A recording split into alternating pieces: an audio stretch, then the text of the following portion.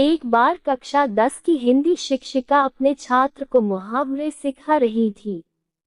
तभी कक्षा एक मुहावरे पर आ पहुंची। धोबी का कुत्ता न घर का न घाट का। इसका अर्थ किसी भी छात्र को समझ नहीं आ रहा था।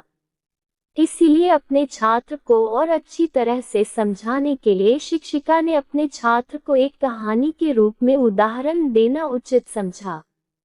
उन्होंने अपने छात्र को कहानी कहना शुरू किया। कई साल पहले सज्जनपुर नामक नगर में राजू नाम का लड़का रहता था। वह एक बहुत ही अच्छा क्रिकेटर था। वह इतना अच्छा खिलाड़ी था कि उसमें भारतीय क्रिकेट टीम में होने की क्षमता थी। वह क्रिकेट तो खेलता पर उसे दूसरों के कामों में दखल अंदाजी करना बहुत पसंद था। उसका मन दृढ़ नहीं था, जो दूसरे लोग करते थे वह वही करता था।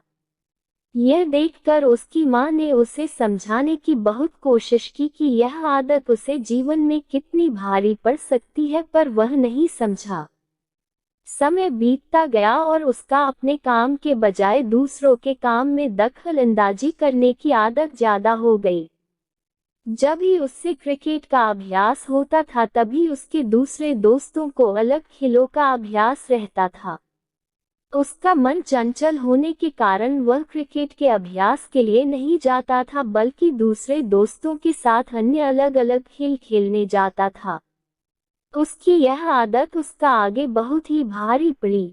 कुछ ही दिनों के बाद नगर में ऐलान किया गया, नगर में सभी खेलों के लिए एक चयन होगा, जिसमें जो भी चुना जाएगा उसे भारत के राष्ट्रीय दल में खेलने को मिल सकता है।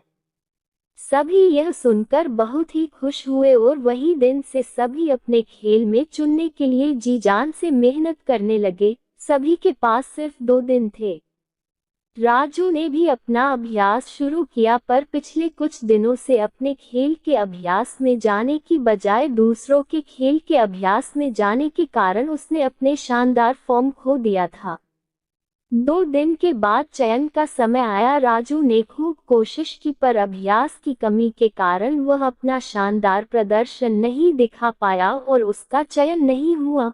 वह दूसरे खेलों में भी चयन न हुआ, क्योंकि वे सब खेल उसे सिर्फ थोड़ा आते थे और किसी भी खेल में वह माहिर नहीं था, जिसके कारण वह कोई भी खेल में चयन नहीं हुआ और उसके जो सभी दूसरे दोस्त थे उनका कोई न कोई खेल में चयन हो गया, क्योंकि वे दिन रात मेहनत करते थे।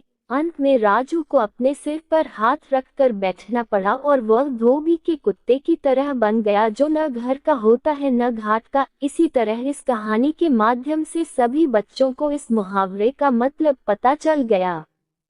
शिक्षिका को अपने छात्रों को एक ही संदेश पहुंचाना था कि वे जीवन में जो कुछ भी करे सिर्फ उसी में ध्यान दे और दूसरों से विचलित न हो, वरना वह धोबी के कुत्ते की तरह बन जाएगी, जो न घर का न घाट का होता है।